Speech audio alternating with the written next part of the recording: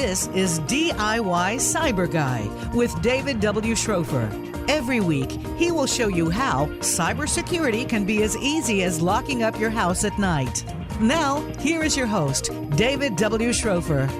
Welcome back, everybody, to DIY Cyber Guy. This is episode 61, how to make sure that your email provider is not a ransomware target. Now, the affected users here are literally anybody that uses email. Unless you are a extremely large enterprise and you are hosting all the email accounts in your company locally in a closet down the hall or in a server room, then this probably applies to you. If you use Rackspace or Google or any of those types of businesses to run your email, and really more extensively, if you use a managed service provider to run your business IT systems or keep your company secure, then this is absolutely for you. This is a hair and fire 3 out of 5, meaning if you haven't done this already, you really should think about doing it and doing it quickly, just to make sure. This is just another layer of protection to make sure that you don't fall victim to an attack, but the attack happened somewhere else at a company that you hired to manage your systems. So in summary, what's happened here? A ransomware attack affected email for millions of people, and it was only out-of-date software. It was simply a bunch of email servers that had not been brought up to the most recent version of that software that allowed the hackers in. So here's what happened. A company called Rackspace Technology, many of you are probably familiar with them, you're customers of theirs. They're a cloud service provider. They suffered a ransomware attack in December of 2022, which caused email outages for millions of their clients.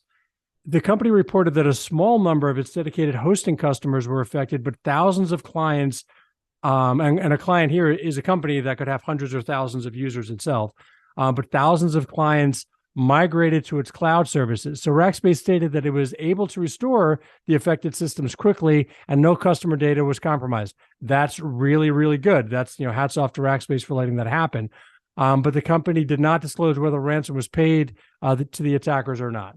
Now, why does this apply to you? So according to CPO Magazine, an article in CPO Magazine, and I have the link in the show notes at DIY Cyber Guy, episode 61, the Rackspace ransomware attack highlights the need for organizations to have a comprehensive cybersecurity strategy and, importantly, to regularly review and update the security measures.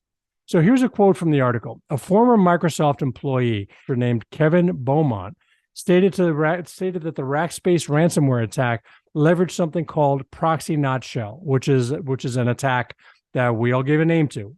And it's an attack on Microsoft Exchange vulnerabilities.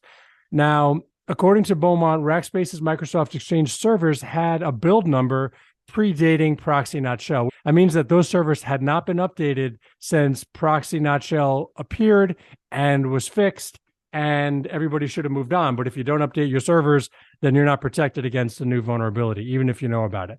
And Beaumont estimated that thousands of small and medium businesses had been impacted by the Rackspace email outages. So that's bad. So here with me to discuss this today is Yaniv Bar-Dayan. Yaniv is the CEO and co-founder of Vulcan Cyber, a cyber risk vulnerability management platform.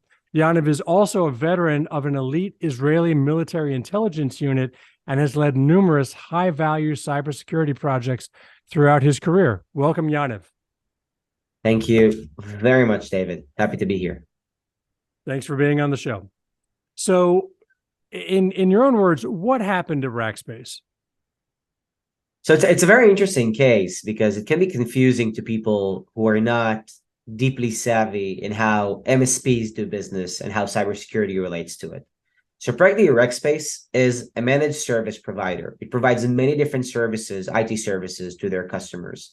One of them is email services, affordable to their marketing messages, email services. Same ones, by the way, that you could get probably from Microsoft with Office 365 and with Google, with G Suite, with a lot of other small ISP email providers. One of them were Rackspace. Now, we need to understand that the technology behind email is really in many different types of services. One of them is the Microsoft Exchange server. So Microsoft has a product offering that they also use in their Office 365 SaaS email offering that they provide, but the servers themselves, the technology that drives and actually exchanges emails, an Exchange server is something Yeah. that they also license and sell to different organizations, either enterprises who host their email servers in their own data centers, or service providers like Rackspace who wants to provide email services. Now, when you are taking Rackspace just licenses the Microsoft software to run any an email Microsoft service, box, an email yes, service, right? yeah, Right. an email service. Yeah. And when you do that, as anytime Microsoft does that on their own with their own servers, but when you provide services, IT services, you are practically taking away the maintenance, the server maintenance, the electricity, the cooling, everything that small and medium businesses doesn't have. This is the main value of service providers. With that, these service providers are obligated to maintain certain security measurements, like putting up a firewall, putting up an endpoint security, and also doing what we call vulnerability management. In Rackspace's case, these Exchange servers that they use to provide the service for email were exposed to proxy not shell, which is a vulnerability that was disclosed in these servers about 2 months prior to the actual ransomware attack.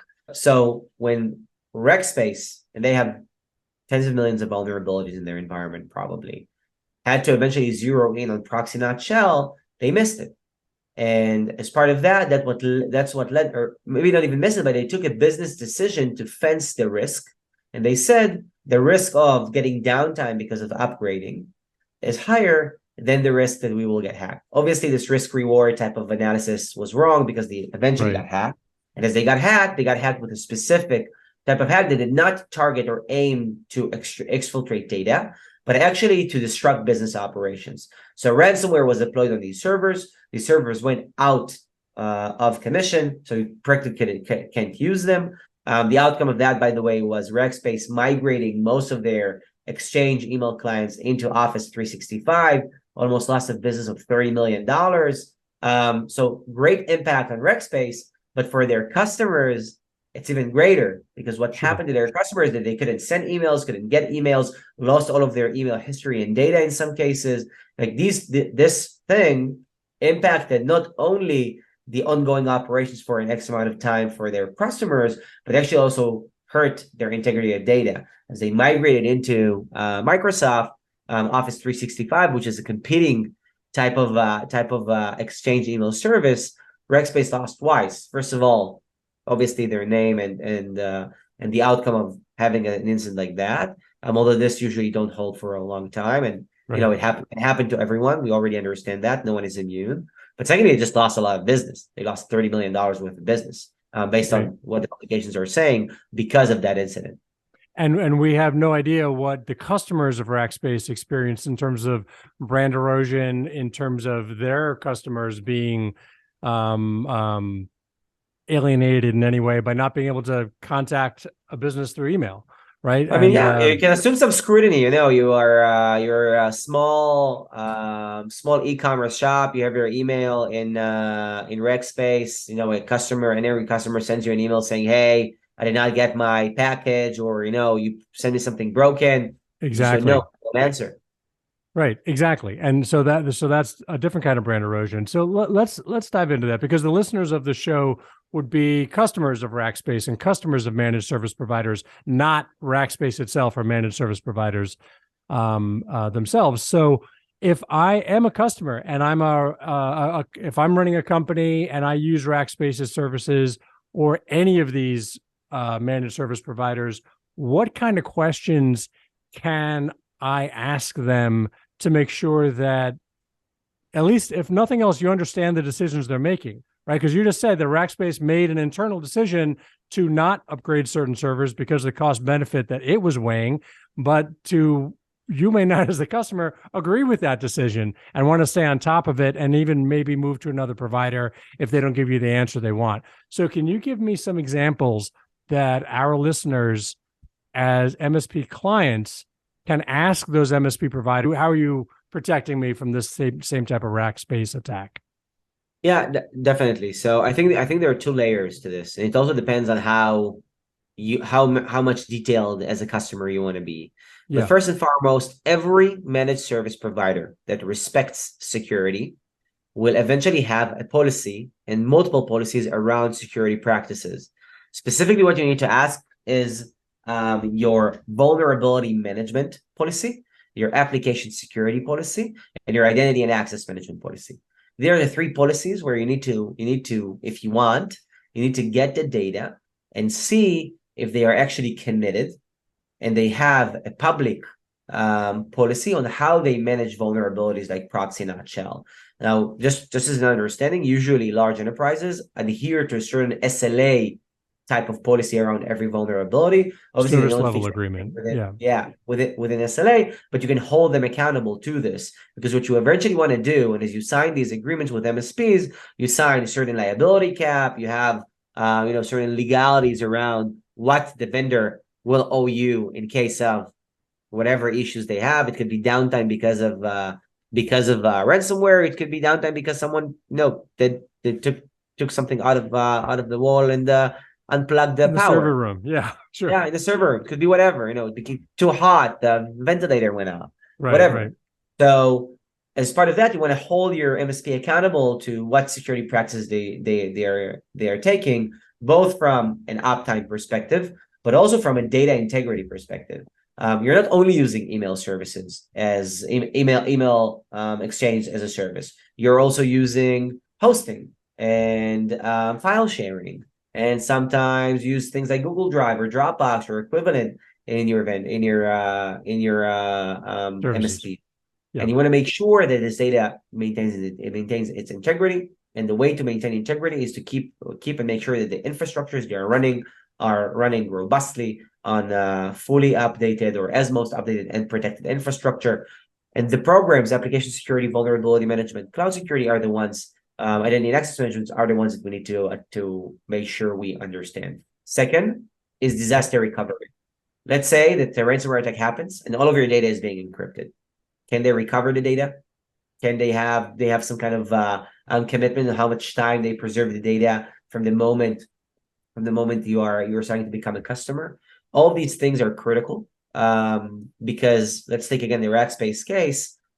Probably because of bad disaster recovery capabilities, or at least with not robust enough disaster recovery plan, they had to migrate customers into Office 365 instead of just going to the backup and just do a regular disaster recovery drill, Right. because it was ransomware, but it could also have been a hurricane, an earthquake, whatever it is that hurts this data center and drop these exchange servers off in a way that eventually would have led to the same uptime problem that Rackspace customers experienced from the ransomware itself.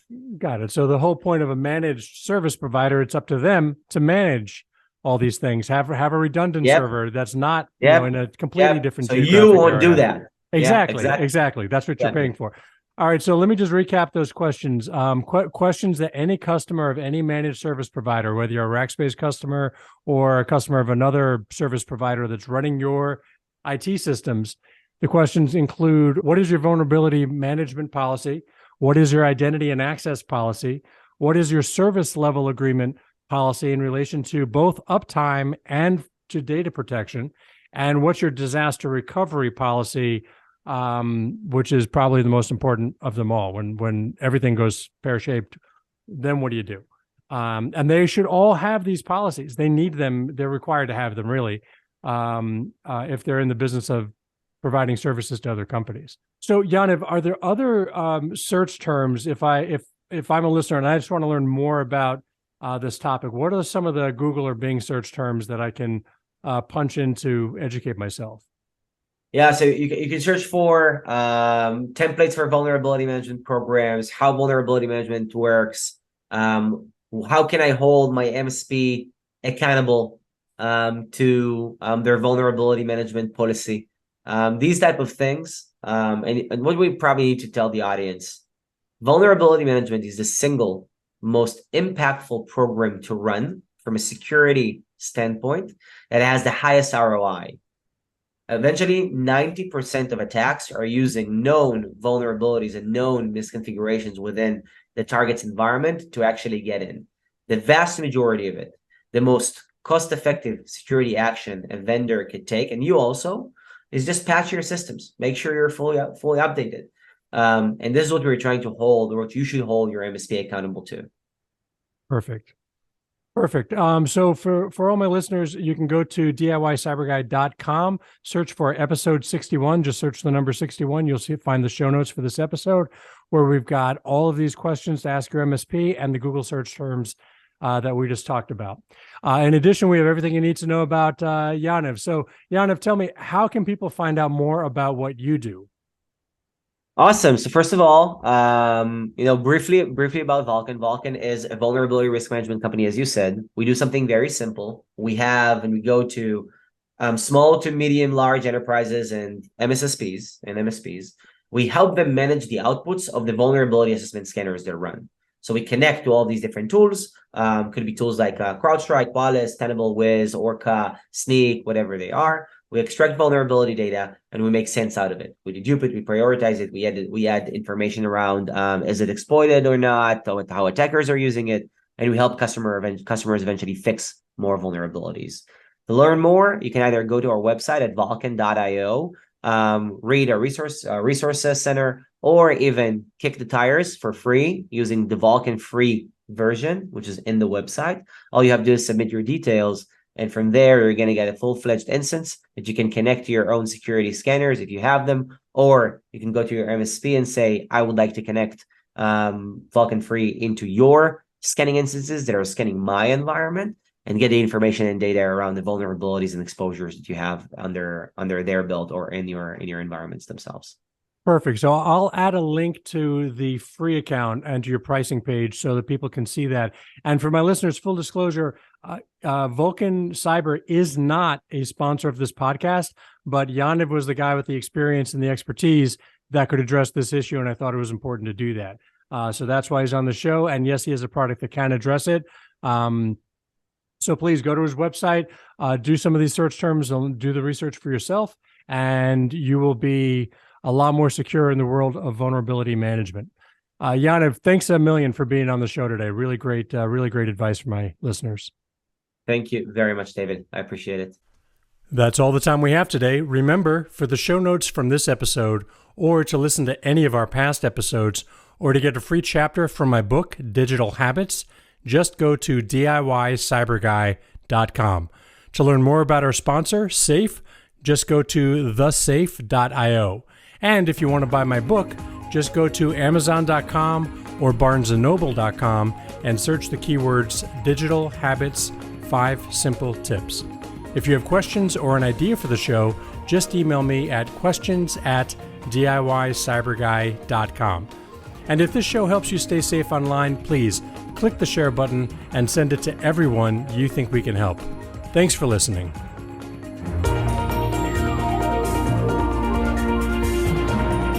Thank you for listening to DIY Cyber Guy.